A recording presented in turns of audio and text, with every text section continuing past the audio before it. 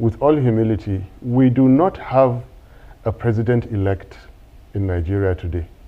What Alhaji Tinubu is holding is a dud certificate, is a dud check. There are no funds in that account. It will bounce. You cannot swear in a president whose certificate of return assaults the Constitution, because the Constitution is the platform on which a presidency rests, and when that has been violated, it cannot sit. Mr. President, do not organize that handover. CJN, your lordship, do not swear in this man so long as that problem is not cured. Swearing in Alhaji Tinubu is as good as swearing in a military regime. They are both unconstitutional. Well, no, hold on. Yeah.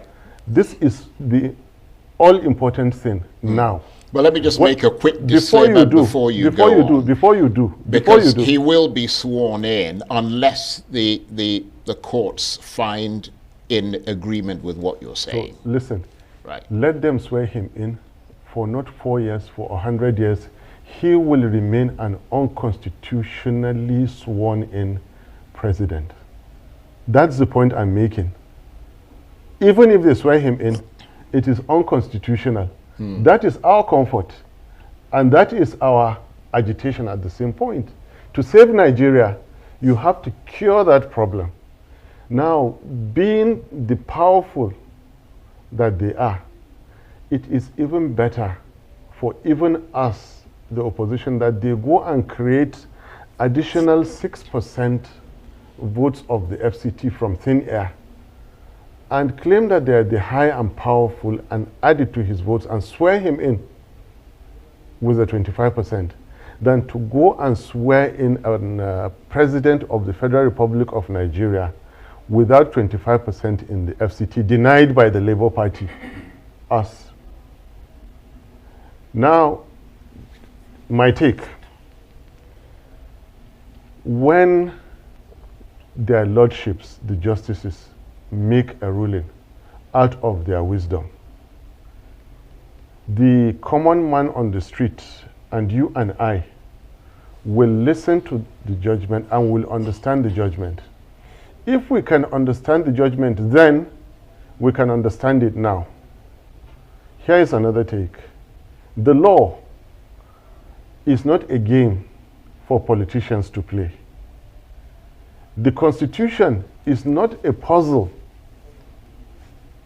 for candidates and their lawyers to solve. Justices, their lordships, are not in place for rich candidates to refer poor candidates to them after being bullied out in the polling units. Well, your candidate isn't poor, is he? We are, because we have not spent the kind of money they did. Right, but he certainly isn't ranked as a poor person in Nigeria. Well, anyway, that's not the issue Yeah. now. Let's come back. We're talking about the wisdom of their lordships, because ultimately that will decide the fate of Nigeria. Wisdom is intellect plus experience, but this time you're talking of higher intellect. Intelligence is comprised of 5 qualities, and I'm now going into educational psychology. I'm actually delving into philosophy. Language ability, arithmetic ability, memory, logic, and creativity. All common people, you and I, have these things. Section 134 is as plain as can be. Section 134 was not at the mercy of Mahmoud Yakubu at the height of administrative rascality, recklessness, and official arrogance to interpret. Right. But justices of the courts interpret the Constitution. Executive officers follow instructions. Right, but just for the sake of our audience, Yes. just remind us of what Section 134 is. Section 134 says the president shall have scored, not in exact wordings, at 25% in each of at least 2/3 of the states of the federation and the Federal Capital Territory. Yeah, but that's a question of, it could not be any clearer than this. Interpretation. There is no interpretation. Well, I told you, yeah. the Constitution is not a puzzle to be solved. The Constitution is a document simplified to be followed. Yeah, but that's one of the grounds on which you're filing I told you I am holding on to that, because right now, technically speaking, constitutionally speaking, security speaking, we do not have a president-elect by the standard definition of Section 134, but by INEC definition, they have proceeded to give a certificate of return. And I'm telling you that even if they swear in Alhaji Tinubu, it is an unconstitutional and will continue to be. Yeah, but that's just one of the grounds on which you're filing a complaint. Charles, you're not following me. Charles, I understand what you mean, but let me just make this point Yeah. just briefly, and I apologize for interrupting you. Yeah. But that point that you're holding on to Yes.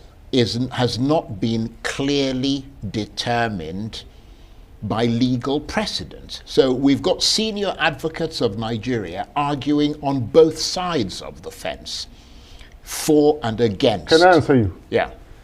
Even those who argued against us in this case ended up helping our case, that the FCT has been adjudged to be a state. Now, if it is a state, where is the 25% of FCT? They don't have it. Because the Constitution Section 134 says in each of and the FCT. It could not be any clearer than this. Well, that is why I painstakingly took, ultimately when they use their wisdom to decide. They will come back to tell you what you and I will understand on an ordinary day. That ordinary day was yesterday, is today, is tomorrow. We can read Section 134, we can understand it, we can interpret it. And for God's sake, let me say once again, the Constitution is not a puzzle, it's a working document. It is the bedrock of a nation's life. But obviously it is the platform on which you swear in a president. If you violate it, use power, use anything to swear in a president, he will forever continue to be an unconstitutional president. Now, do you want to have an unconstitutional president in Nigeria? No. For the sake of democracy, I repeat, even if it means they create 6% and add to that ticket to meet, this is the time for advocacy to be added to the legal proceedings. Well, I mean, the entire world, right? Fill the Nigerian public space. If the courts find in his favor and find against you, then the issue of constitutionality doesn't arise, does it? I mean, do you trust the legal process in Nigeria? Quite frankly, I have said it before now that now I do not. But it is no reason for us not to go. And I have given my reasons not to trust. It is very clear that you do not contest two offices at the same time. An important exalted office like the Senate President today contested presidency, lost to Alhaji Tinubu, and now is an elected senator. What else are you going to tell me? I repeat, the Constitution is not a puzzle. The law is not a game that politicians should play. Justices, their lordships, are not in place for rich politicians to refer smaller politicians to, so that they do what they feel they can do. Right. Now, law, not just Nigeria, law is at stake. Because when the high and mighty do what they feel like and brazenly change the meaning of clear provisions of the Constitution, law does not exist anymore. Right. But as I said, we would have to await the interpretation of the courts in order to be clear on that. But Charles, I just want to go through I need to clear something with the you. grounds on which you're actually, I mean, you've mentioned I need one to clear something with you. ground and perhaps a second one. But I mean, we've heard that your petition argues that Mr. Tinubu should not have been eligible to run for the office of president. On what basis do you say that? You would have heard about the organized private sector. There is the world of organized crime. And organized crime is dangerous. Organized crime actually is danger itself. And let me go back a bit in history. Not Nigerian history. There were, you insisted in asking this question, so you should bear the brunt of the answers. In the America's 1930s, the people like Ben Siegel. In the 80s, that drug lord who threw a justice from the helicopter. And now you have El Chapo, who can always get himself out of prison. Anything that has to do with drugs is nightmare to a nation. Right. So that's I'm one of telling the, you, yes, yes, that's one of the grounds on that's which you're you filing. asked for it. Let me answer No, you. Don't sure. run away. Don't run away, I'm Charles. not running you away. Asked, I'm you simply asked. trying to find the grounds. I'm not trying to. You I'm asked. not trying to indict anybody. You can't I stop just want me. the You grounds. can't stop me. So that's You so asked. that's one of the grounds. We have to be careful what we say because it's in court in any case now. So, but what I'm curious to know is that, I mean, people expected. Perhaps, I mean, I've looked at your petition. I mean, I've scanned through it. I haven't read every single word. It's more than 100. Well, you need to so read it's it. about 100 pages long, and it was sent to me fairly late this evening. But I'm wondering how challenging and daunting it has been for you collecting evidence from the 176,000 polling units and more sort of, I mean, lots of collation centers across the country, because people were expecting that that would form a significant part of your petition, that you would present evidence of manipulation, of fraud, of intimidation, of things that happened in those polling units as a way to strengthen your case. But I'm not seeing that in your petition. We hit them where they don't expect. We didn't ask them to read elections. We didn't ask them. There are many things. In fact, we've been very, very kind on these people. We've been very, very gentle with them. Look, all of us can account for our political opponents. Ask other elected people or elect to declare, to account for their political opponents. Ngige is alive. In my own case, all of them from McCarthy that I have faced and defeated, they are all alive. Other people elect cannot tell you the same. In Lagos, in Borno State, they can't tell you this. We're talking about danger. So we on our own part have been careful in saying, but you asked the question, some gentleman forfeited $460,000 in order not to go to prison, and now is a president-elect somewhere having assaulted the Constitution. Well, yes, we will put it in our petition. Well, it is in your petition. It is. I mean, I saw like I told you, we never expected them right. to behave the way they did, so we will hit them where they don't expect to be hit. What if you go all the way to the Supreme Court and your case is thrown out? What then? We are mortal beings. We are ordinary citizens. We never claim to be high and mighty. It has happened before. We just take it. Remember, Nigerians contested through Peter Obi and me. It is not Peter Obi and me contesting, it is Nigerians. So, well, Nigerians' obedience, we did our best. They are more powerful than us. Nigeria is a speck of dust. Sorry, the whole world is a speck of dust. Nigeria is a stain on that speck of dust in Almighty God's creations. God will do with Nigeria what he feels like. Put it in the hand of drug lords, put it in the hand of murderers, put it in the hand of businessmen, educationists. God Almighty will decide that. So I am not bothered. Let Supreme Court decide. What I'll continue to do is to come back to tell you that the incoming government of Alhaji Tinubu and Malam Shetima, from our own mortal understanding of Section 134, is going to be an unconstitutional government.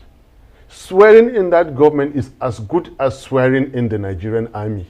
I'm not a careless talker. Before I came here, I did my research, I did my homework, I did my prayers. And I know what I'm saying, I repeat. Swearing in Alhaji Tinubu and Malam Shetima is as good as swearing in another, because they are both unconstitutional. You have assaulted, you have violated Section 134.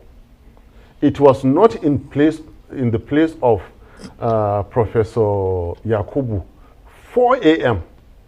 to go and declare and interpret what clearly the Constitution, which is not a puzzle, right? Well, what a about working document? Right. I keep saying that. What about the process of this election? Because that's something that's contained in your petition as well. The Electoral Commission, INEC, has acknowledged that there were major technical hitches which affected the upload of the election results on its server, but they're not admitting to guilt or wrongdoing. That's just technical hitches. I mean, how are you approaching that?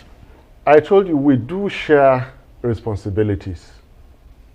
And we are leaving what you're asking me to those who are exceptionally versed. Right. The lawyers, basically. The lawyers. And I am taking, for example, this angle of constitutionality. And at this point, maybe I should let you know that something called the Constitutional Crisis Resolution Group may soon come up with a simple, noble, principal objective of preventing the coming into effect of an unconstitutional government in Nigeria. Do you understand?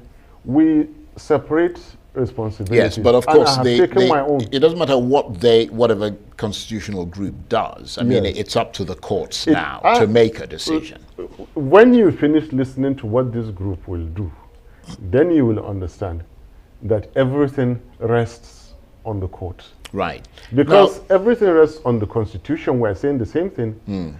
I keep telling you that the entire nation is a nation because we have a constitution. Yeah, but everything... Which must not be abused. No, I understand that, but everything rests on the interpretation of that constitution by the courts. This is where I've got you.